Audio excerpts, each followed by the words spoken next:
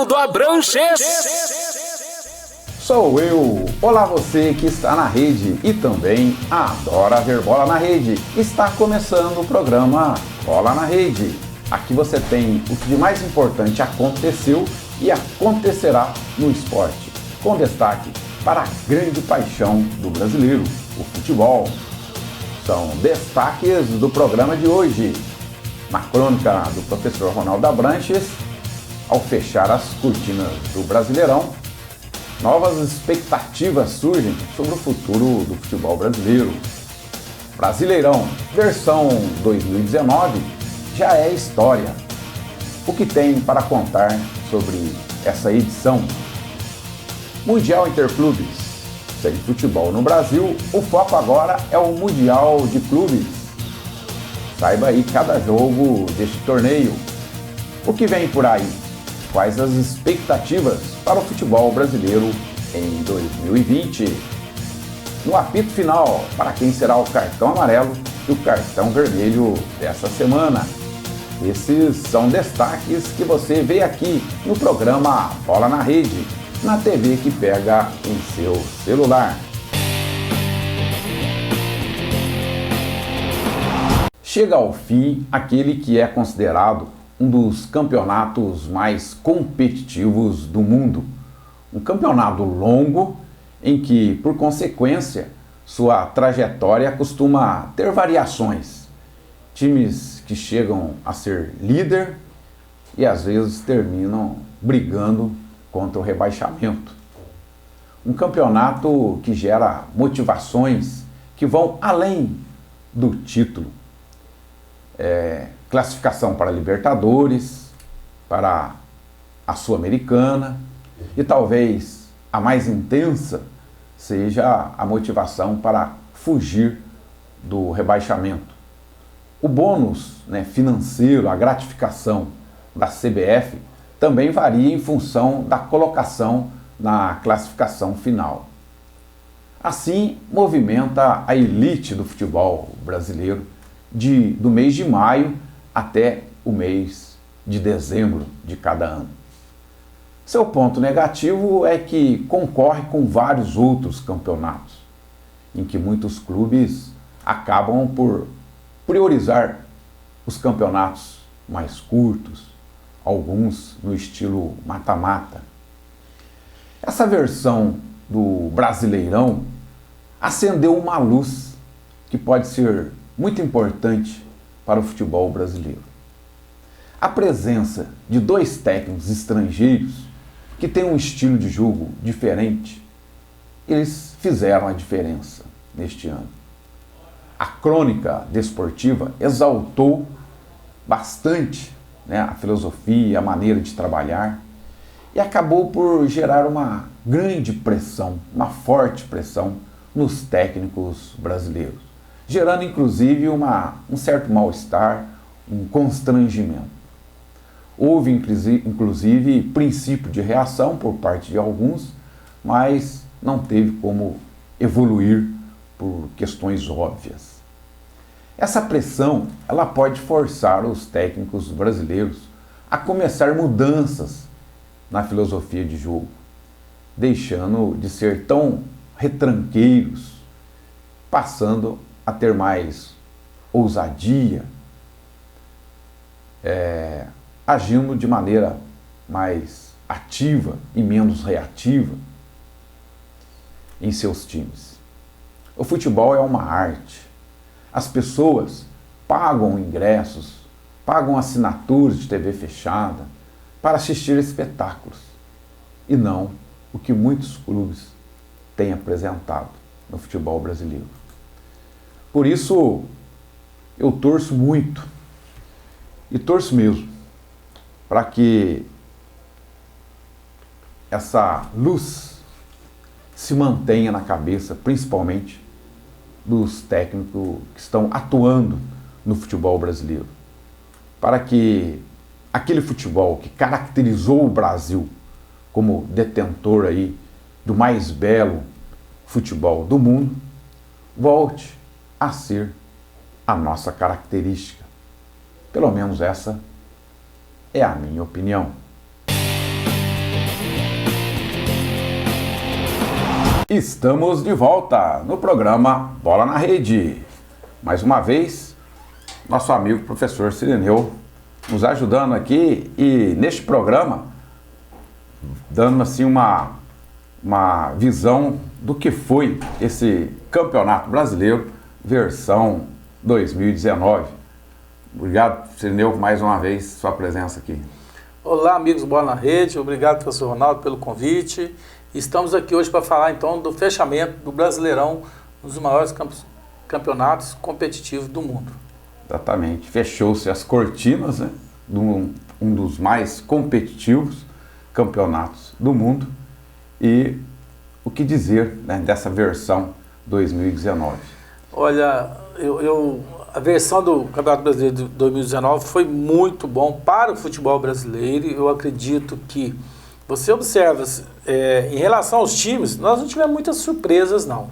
Se você avaliar do primeiro colocado até o Corinthians, os grandes times estão todos ali, com exceção do Cruzeiro, Vasco, Botafogo, Fluminense. Mas os times que chegaram ali são times competitivos no Brasil, são times respeitados, são grandes clubes brasileiros. O Atlético Paranaense teve um bom desempenho também, está lá na frente, é importante.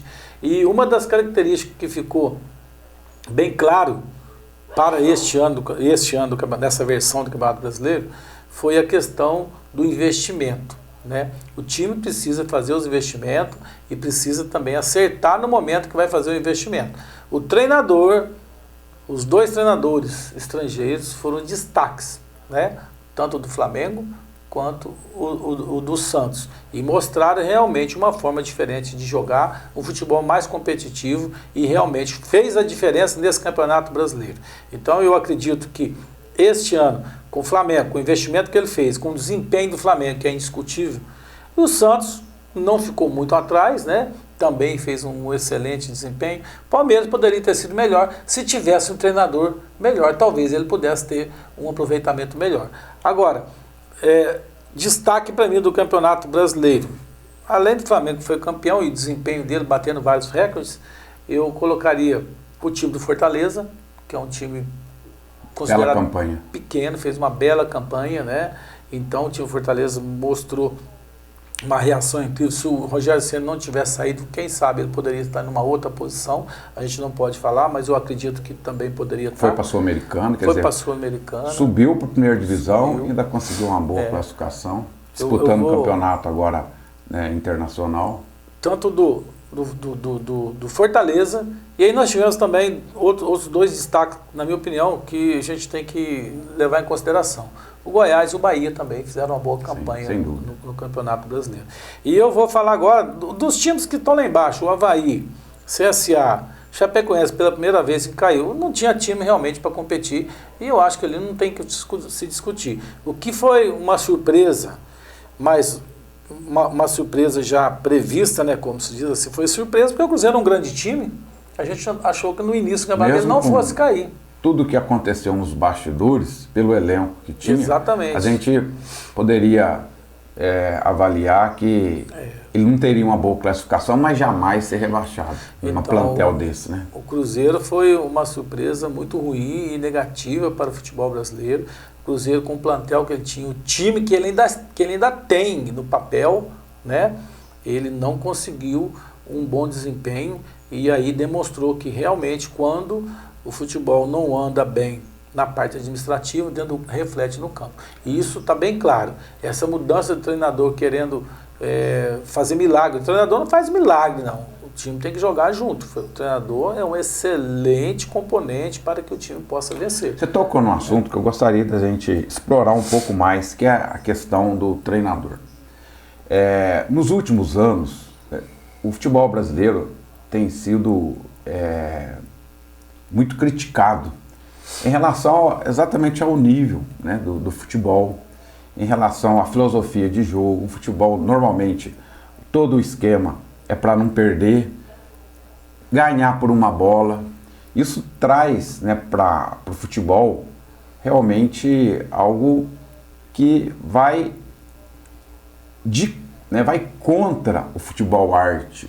Exatamente. Porque as pessoas pagam ingresso, elas pagam direito, né, de um canal fechado para assistir uma arte, porque o futebol é uma arte. E, na verdade, o futebol brasileiro tem proporcionado, principalmente em função do esquema de jogo dos técnicos. Eu diria que não é questão de jogador, de falta de jogador, tanto é que o Brasil continua sendo um grande exportador. Eu vejo que há uma questão aí que é muito mais voltado para o comando técnico. Eu gostaria que você falasse um pouco sobre isso, porque o fato desses dois técnicos estrangeiros, Jorge Jesus e Jorge Sampaoli, ter se destacado, os seus respectivos clubes ter mostrado um futebol mais ativo, um futebol mais bonito sob o ponto de vista de ser mais audacioso, né, ir para frente, demonstrou aí que realmente quanto o técnico brasileiro está... Exatamente. Eu vou voltar a minha fala para eu demonstrar bem o que eu queria dizer. O treinador sozinho não ganha jogo. Então precisa do treinador, porque você sabe muito bem que no Brasil o jogador pode derrubar o treinador. O jogador não quer jogar, não faz o que ele manda, não consegue ganhar. Conforme fez o Cruzeiro. Conforme fez o Cruzeiro. Aí essa é a minha fala, tá?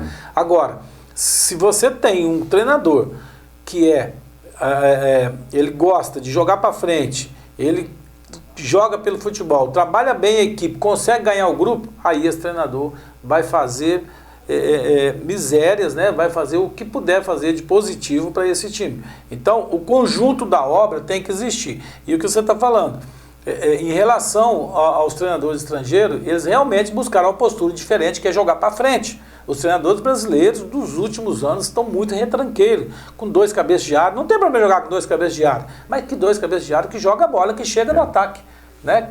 Nós sempre tivemos bons cabeças de área. Você vai ver Cerezo, Falcão, né? Ele era cabeça de área, mas o jogador sai jogando, chega na cara do gol, sabe chutar pro gol, sabe fazer uma jogada. Então tem que ter esse diferencial. Então, realmente, o futebol brasileiro de uns anos para cá vem sendo muito retranqueiro.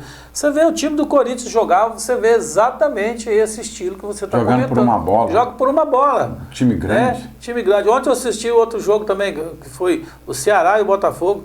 Não teve chute ao gol, não teve nada. Os dois times sem condições de jogar para frente, não tem nenhum padrão de jogo que chegue ao ataque.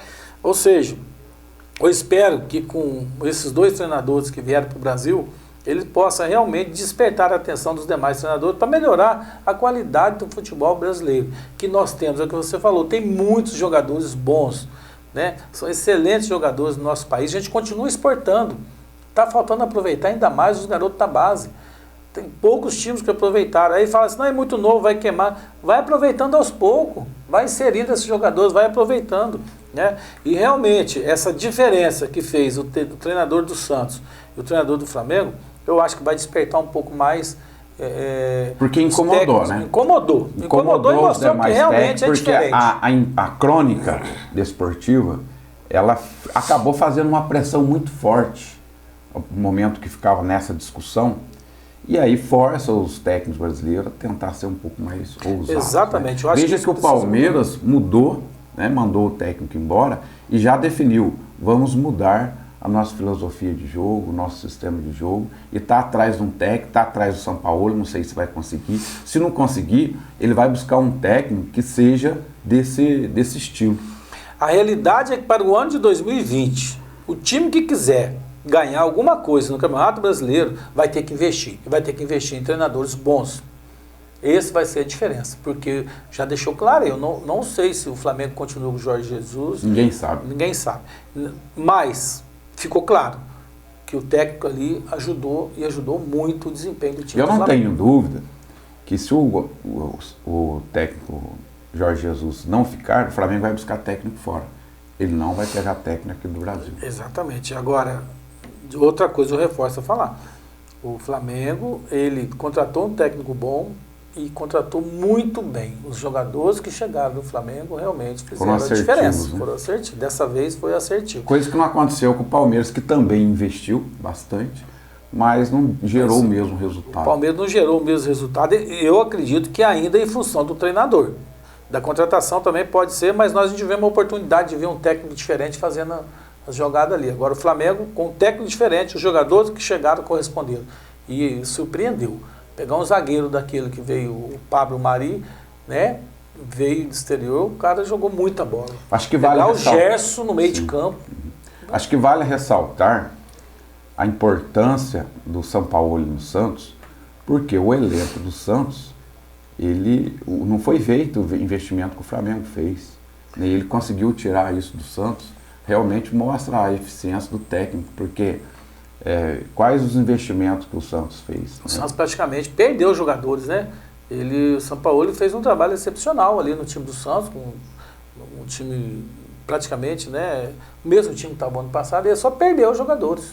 Foi embora o Rodrigo, foi embora o Gabigol, foi embora o que está no Flamengo lá, o Bruno Henrique.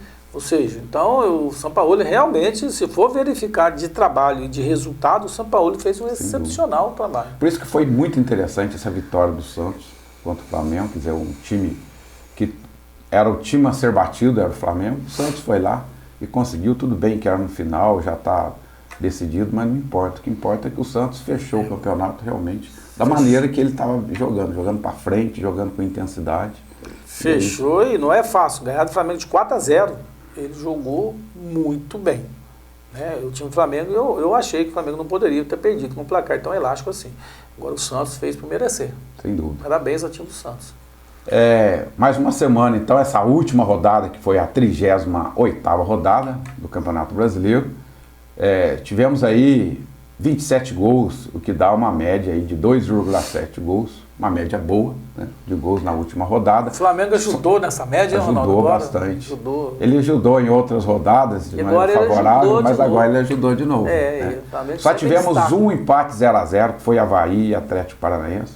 Os demais, tudo com bola na rede. Então, Internacional 2, Atlético Mineiro 1, Cruzeiro 0, Palmeiras 2, o jogo que definiu. Não foi exatamente esse jogo que rebaixou o Cruzeiro. Foi ao longo do campeonato, né? Um time que, com o aproveitamento que teve. Também Fortaleza, mais uma vez, né? Vencendo. Fortaleza 2, Bahia 1. Corinthians perdeu mais uma, né? Corinthians 1, Fluminense 2. Santos 4, Flamengo 0. Vasco 1, Chapecoense 1. Aliás, vale aqui também ressaltar a torcida do Vasco. Eu acho que a torcida deu um recado para a diretoria do Vasco. E aí serve, né, como recado a todos os grandes clubes do Brasil. O Vasco tem uma história fantástica. O Vasco é um time grande. O Vasco tem uma grande torcida.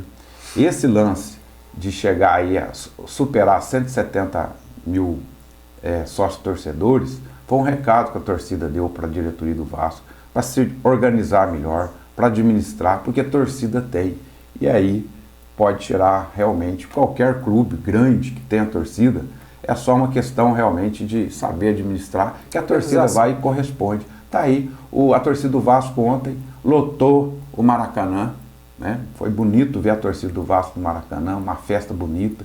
Então tá aí o recado da torcida, né? Faça uma boa gestão, que a torcida tá aí para apoiar. E aí quem vai garantir, quem compra ingresso, quem compra camisa, material esportivo, é o torcedor. Né? Também Botafogo 1, Ceará 1. Esse jogo, independente se o Cruzeiro tivesse ganho de 10-0, ia cair para a segunda divisão, com o empate do Ceará.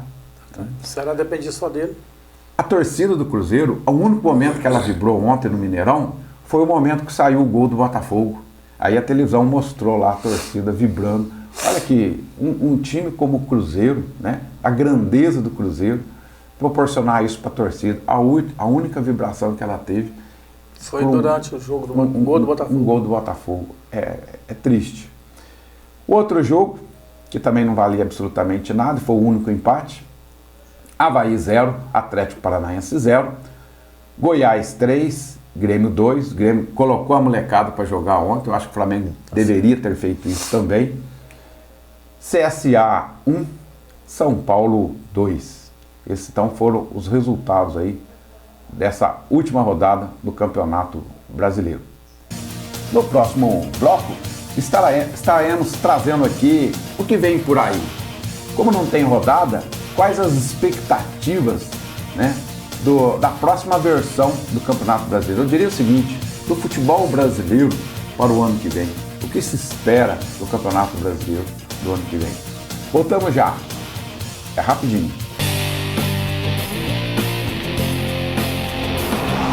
Estamos de volta no programa Bola na Rede.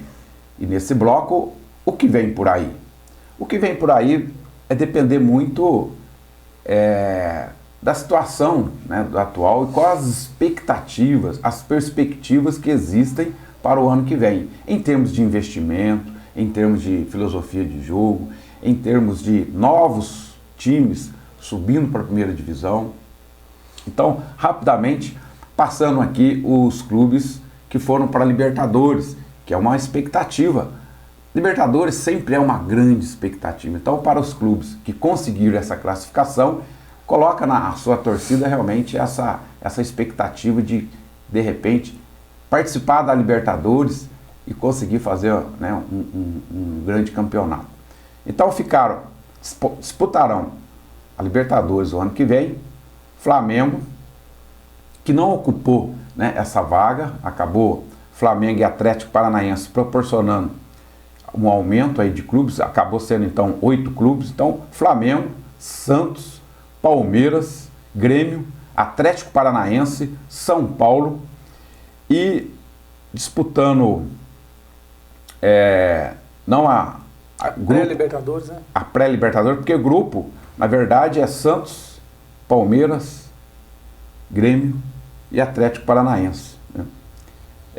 Ficaram também São Paulo, Internacional e Corinthians, fazendo uma pré, ou seja, vai ter uma classificatória para ver se passa para partir de grupo, e aí é muito importante o clube se planejar bem, para não passar o vexame, como já aconteceu, né, de clubes que foram disputar a pré-Libertadores, não conseguiram chegar na fase de grupos. E também os clubes que acabaram caindo para a segunda divisão, a Série B, Cruzeiro, CSA, Chapecoense e Avaí. Muito bem, o que vem por aí? Ou seja, quais as expectativas para o ano de 2020? Então, Ronaldo, a expectativa agora fica em torno da organização dos clubes. Começa agora, logo no início, quem serão os treinadores que vão permanecer nos clubes. E eu vejo que para o ano de 2020, os clubes eles terão que investir mais. Eles terão que investir mais. Cada onde vem o dinheiro do investimento? E aí vai ter que buscar investidor dos grupos estrangeiros. O Brasil está tendo aí uma boa perspectiva de receber investimento estrangeiro e o futebol brasileiro não é diferente. Então, Botafogo é um caso, né, Botafogo é um que está na luta aí, talvez consiga alguns investimentos. O Vasco está trazendo investimento através do seu sócio torcedor. Mas o clube que não conseguir investir, não conseguir melhorar a sua gestão, ele não vai ter o desempenho. Por quê? Os clubes que estão aí, ó, o Flamengo, o Santos, o Palmeiras, que investiram bastante. O Santos não investiu tanto, mas o Palmeiras e o Flamengo, aí vai ficar só na mão dos dois. Precisa aí. São Paulo, Corinthians, né, o próprio Grêmio, o Internacional, os grandes clubes. Atlético Mineiro esse ano, um desempenho horrível, né? O Vasco que está botando... Foi pífio a participação mineira. Exatamente. Vergonhoso. Então, o que vem por aí, eu acredito que o clube que não olhar para dentro e fazer uma boa gestão para procurar novos investimentos, não vai conseguir bons resultados no ano que vem. Eu acho que vai continuar o Flamengo com essa diferença enorme, brutal, e o Palmeiras, que tem o dinheiro, vai também correr atrás para buscar. A filosofia de jogo, Sim. Segundo o seu presidente. Então, pode ficar polarizado essa isso que é horrível, isso não pode acontecer, precisa realmente ter uma reação. Uma expectativa que a Série A do Campeonato Brasileiro de 2020 está ganhando é do Bragantino, porque houve exatamente esse investimento alto, muito investimento da Red Bull, né, uma empresa privada, que está colocando, ontem eu vi inclusive o projeto da arena do Bragantino, né, que vai ser construído contratando já começou as contratações de jogadores, ou seja, o Bragantino prometendo vir realmente para ficar. Vamos ver, né? Se os investimentos vão ser eficazes, mas já é certo que o Bragantino vem com um grande investimento. E tomara, porque é mais clubes do interior, né, participando aí da elite do futebol brasileiro. Isso é excelente, quem ganha é o futebol. Então você veja bem, se um clube que está vindo da segunda divisão está com esse pensamento, é exatamente nessa linha que eu estou colocando. Os demais clubes, Corinthians, São Paulo, tem que investir, tem que fazer com que esses clubes cheguem à altura do Flamengo e do Santos, por exemplo, e do Palmeiras. Aí eu vejo essa situação. Muito bem. Final do Campeonato Brasileiro, os clubes entram de férias, menos o Flamengo, que ainda tem um compromisso aí importante, né, a cumprir, que é o Mundial Interclubes 2019.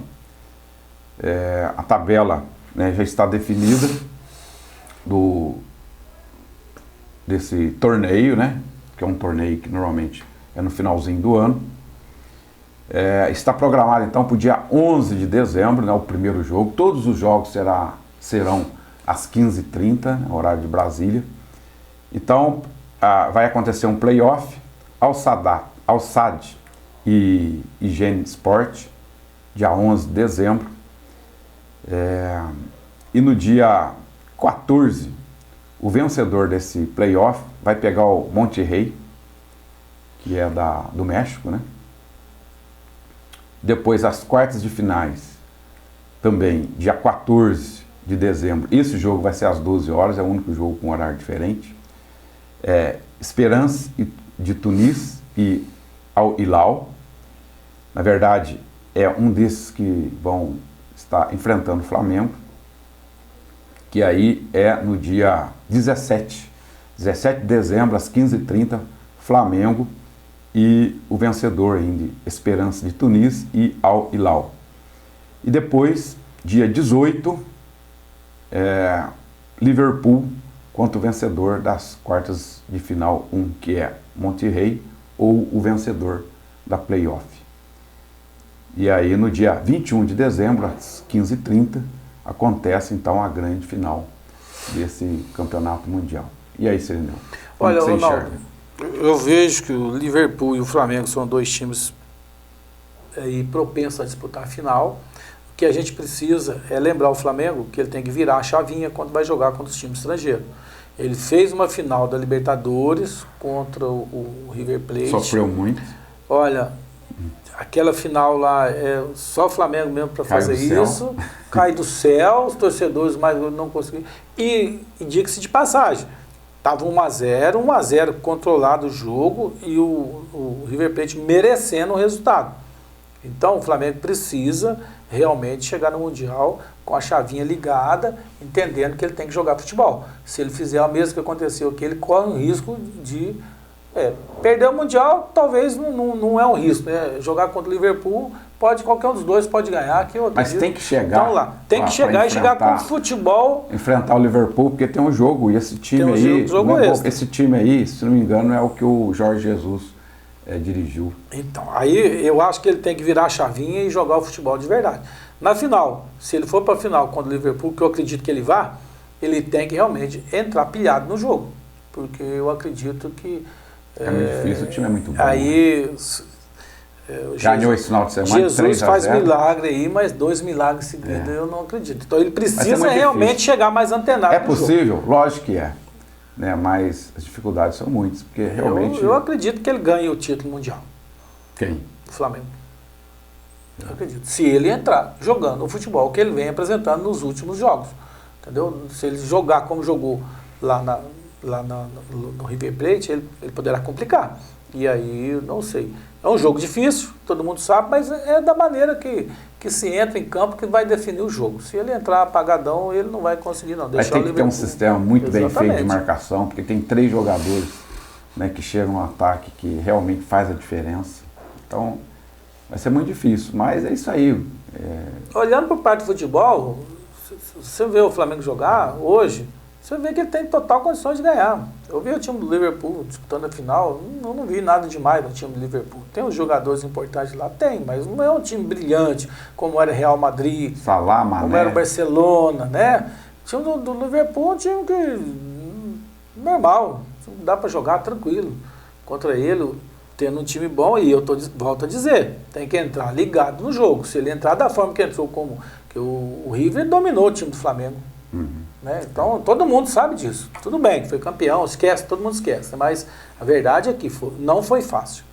E ele precisa entrar realmente querendo jogar futebol. No próximo bloco, estaremos dando o apito final. Para quem será o cartão amarelo e o cartão vermelho dessa semana. Não saia da rede. Voltamos já. Continue conectado. Estamos de volta no programa Bola na Rede. E nesse bloco, o apito final. Entendeu? Cartão amarelo. Para quem vai o seu cartão amarelo de hoje? Cartão amarelo vai para a diretoria do Cruzeiro e também para o técnico Adilson Batista. Chegou, não, a gente vai sair dessa com 3 partidas, perdeu todas. Ele não mudou nada no Cruzeiro. Isso demonstra mais uma vez. Pelo jeito vai permanecer, né? É muito amigo do PR. E ele abandonou o Ceará, uma situação difícil. O Ceará também não mudou nada o estilo de jogo do Ceará com o outro treinador, mas ainda assim eu acho que esse treinador me impressionou o Argel falando na televisão depois, na sua entrevista coletiva, dizendo que foi feito o que precisava, sendo que na realidade ele não adicionou absolutamente nada, né, para o Ceará. E o Adilson Batista... O Ceará classificou, se manteve pelos pontos que ele tinha antes. A situação do Cruzeiro era tão difícil, o Adilson Batista chegou, não, que nós vamos sair dessa, tem tudo para sair dessa, vamos tirar... como se diz, o Abel estava ali, um excelente treinador, não conseguiu fazer nada, não conseguiu porque não tinha como fazer nada, o jogador bloqueado isso aí, tem algum problema mais sério ali, né? Então, a Adilson Batista chegou, não, que eu vou tirar o Cruzeiro, não tirou nada e só fez aí, demonstrou que realmente falta de caráter desses treinadores para poder também, né, o Ronaldo assina um contrato, não assume um contrato com o time, abandona o time na última hora, é um absurdo. Então, o cartão amarelo vai para ele e para a diretoria. O meu cartão amarelo de hoje vai para os técnicos brasileiros. É um alerta. Encerramos aí a temporada 2019 e estaremos iniciando a partir de janeiro a temporada 2020. Então, um alerta aí aos técnicos que estudem mais, né, que busquem realmente novas estratégias, que sejam, que valorizem mais o futebol arte, que seja um pouco mais audacioso aí nos seus sistemas táticos. Então, um alerta aí para todos os técnicos brasileiros. E o cartão vermelho? Para quem vai o cartão vermelho? Torcida do Cruzeiro. Cruzeiro demonstrou... Chega no último jogo, a torcida quer quebrar o estádio não tem nada a ver com isso, quem tem a ver é o time, é o desempenho do time. Cruzeiro não perdeu, não caiu para a segunda divisão no jogo contra o Palmeiras. Os três últimos jogos do Cruzeiro foram 3 últimos jogos bastante difíceis, Vasco, Grêmio e Palmeiras. São times grandes e sabia da dificuldade. O Cruzeiro caiu na segunda divisão lá atrás, com os resultados negativos que ele teve, com o desempenho do time durante o campeonato. E a torcida chega e quer quebrar. O cara arranca a cadeira, joga para baixo sem saber o que está jogando, acertar na cabeça de alguém que está ali assistindo, pessoas familiares, né, Ronaldo? Falta de responsabilidade.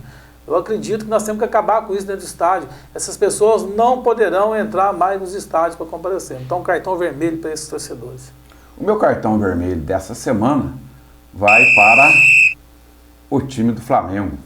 O Flamengo que, de maneira incontestável, bateu todos os recordes, realmente demonstra, né, é motivo de aplauso, é motivo, mas jamais poderia proporcionar no encerramento esse jogo da maneira que foi. Eu acho que aquele jogador que de repente não tinha motivação necessária, poderia ter ficado no banco, não ter jogado, cheio de jogadores lá, né, o banco do Flamengo é um banco muito bom, cheio de jogadores querendo jogar. Então, olha, não dá. É imperdoável. A torcida do Flamengo não merece isso. Perder da maneira que perdeu. Perdeu é normal. Todo time, melhor que seja, vai perder em algum momento. Mas daquela maneira ficou muito ruim, né? Ficou muito claro a falta de vontade dos jogadores, coisa que não é esse time do Flamengo, não se caracterizou com isso. Então, para o time do Flamengo, o cartão vermelho na despedida, na saideira. Não era para ter saído para buscar um Mundial tomando de 4 e com grito de olé, né? Exatamente. Acho que proporcionar isso aí. Ficou ruim. Péssimo. Poderia perder, assim, é natural. Jogo clássico brasileiro, eu acredito que é natural perder, mas perder de 4-0. E a torcida, o grito de olé, porque o negócio, a situação não estava boa. Alguma coisa estava de errado. E realmente ali poderia ter tido uma vitória, né? Conquistado mais recorde de pontos aí e ir com moral. Tinha um recorde só a ser batido que acabou não sendo, em função da quantidade de derrotas. Né? O Flamengo, se ele não tivesse perdido, ele poderia bater essa e acabou perdendo. Estamos encerrando o nosso programa Bola na Rede dessa semana. Obrigado você, amigo internauta, pela audiência. Continue conectado na TV Itajubá, a TV que pega em seu celular. Até a próxima!